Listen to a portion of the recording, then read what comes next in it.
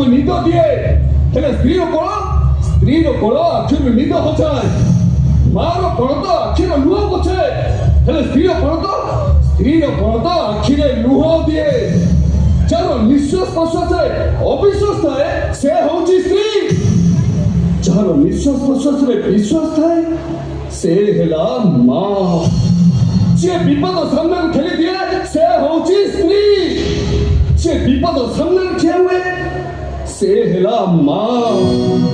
ଏ ଶୁଣ, ମା ସହିତ ନିଜକୁ କେବେ ବି ତୁଳନା କରିବାକୁ ଚେଷ୍ଟା ବି କରିବୁନି, କାହିଁକି ନା ମା ସବୁବେଳେ ମା।